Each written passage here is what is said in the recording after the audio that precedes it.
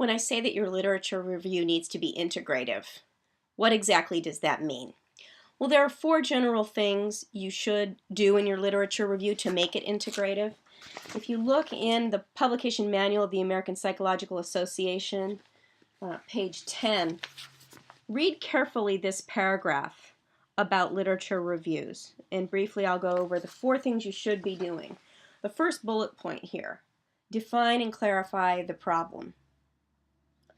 Second bullet point, summarize previous investigations to inform the reader of the state of research.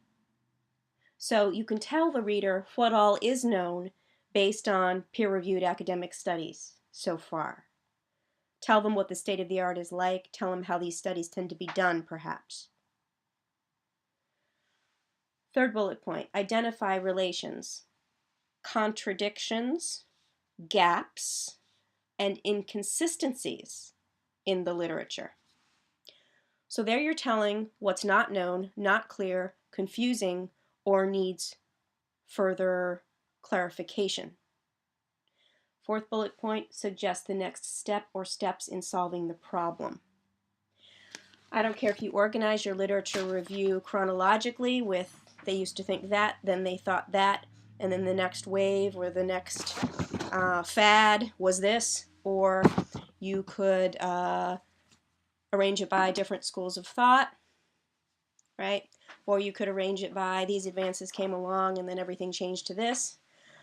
But you need to organize it and make it integrative in those 4 ways. Use peer-reviewed articles only. See last week's information for how you can identify an article as peer-reviewed. No Psychology Today, no newspaper stories, nothing from the TV or the internet at large, no quotes from your grandma. These all need to be academic sources and peer-reviewed journals. Work alone. This is not teamwork. You don't want what you write to match what a classmate's write because you wind up with a 0 for plagiarism if you do that.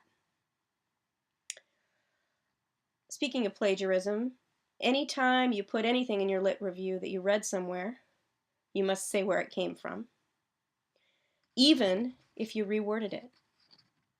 To avoid plagiarism, give credit to where you found that out. Unless it's common knowledge, like saying the sky is blue, in which case nobody knows where they first learned it, for example. Okay. Do be telegraphic. You're going to write just a little bit about each research article that you read, not too detailed, and then tell what it means for the hypotheses and the state of the art of the research that you're studying. Let's talk about what a literature review is not and some more common mistakes that you're going to need to avoid in writing your literature review. A literature review is not a meta-analysis. So don't use that word for it. A meta-analysis is when a psychologist takes a bunch of studies and subjects them to new statistical analyses altogether and writes it up. What you're doing is different. A literature review is not a meta-analysis. A literature review is going to be a narrative, a story in plain English. A literature review is not an annotated bibliography. So while you will cite your sources, for example, if I said in my lit review, a literature review is not an annotated bibliography, and if I had learned it in an article by Swart in 2014, I would very telegraphically go parenthesis, Swart, comma, 2014, and parenthesis and period. I would not, in the body of this narrative, of this literature review, put the whole citation. Will the reader get it eventually? Yes, because in a separate section, after your narrative in the literature review, you make a page that says references, and there you put the full reference. Full reference has name of the journal, name of the article, year, what pages it's on, etc., and it's in a special order and a special format that you can find in the book. Okay, so don't make your body of your literature review an annotated bibliography. Make it a narrative, full sentences in English. And you're going to use this APA style, very telegraphic way of citing references. There are several ways to do it, and again, they're in the book. Your literature review is not your research design wiki. So don't just lift stuff from that wiki and throw it in your literature review. Literature review is not about you, not about your research hypothesis, not about your research plans, not about I'm thinking about doing this, that, or the other. Okay, it's about other people's research only.